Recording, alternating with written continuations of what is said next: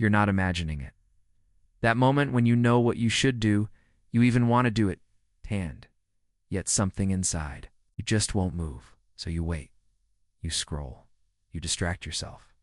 And the longer it goes on, the heavier it feels. You tell yourself you're procrastinating, that you're lazy, that something must be wrong with you. But pause for a moment. What if your brain isn't avoiding starting because it's weak, but because it's overwhelmed? Take a breath here, because this changes everything. When your brain avoids starting, it's rarely about motivation. It's about protection. Your mind is constantly scanning for danger, not just physical. It's danger, but emotional overload. Pressure, failure, disappointment, and when a task feels like it might add more weight to an already full system, your brain does something very human. It pulls the brakes. Not because it doesn't care, but because it cares. Too much, you might notice. This especially with things that matter to you.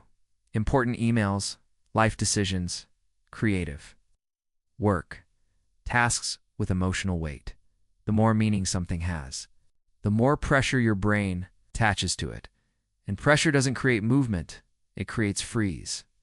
In fast-paced cultures like the ones many of us live in, there's an unspoken belief that starting should be easy. That if you're capable, you'll just begin. That hesitation means resistance. That delay means failure. So when starting feels hard, you don't just feel stuck. You feel ashamed. And shame adds even more pressure, which makes starting feel even less safe. Here's what's often really happening inside you. Your nervous system is already tired.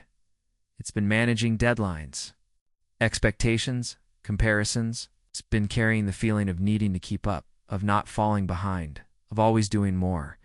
So when you think about starting something new, your brain doesn't see a task, it sees more demand.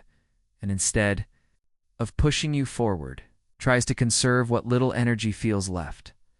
Avoidance becomes a form of self-preservation. This is why forcing yourself rarely works. You can try to push through it. You can criticize yourself. You can promise to do better tomorrow. But pressure stacked on pressure doesn't create clarity. It creates shutdown. Notice how avoidance feels in your body. There's often a tightness, a subtle sense of dread. A subtle sense of dread. That's not laziness. That's your nervous system saying, hey, this feels like too much right now. And it's not wrong for feeling that way.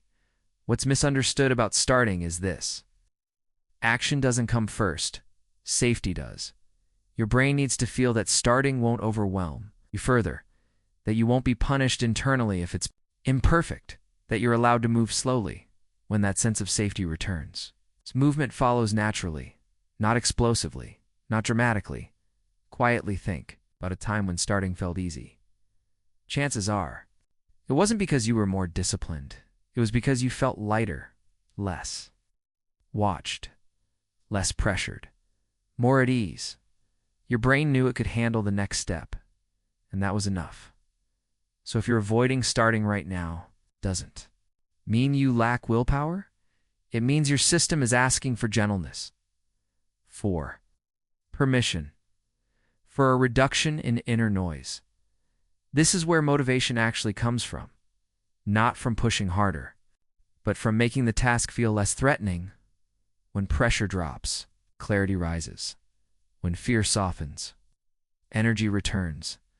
Not all at once, but enough. You don't need to convince yourself to start. You need to let your brain feel safe enough to begin. That might mean redefining what starting even is. It might mean allowing yourself to approach things without expectation.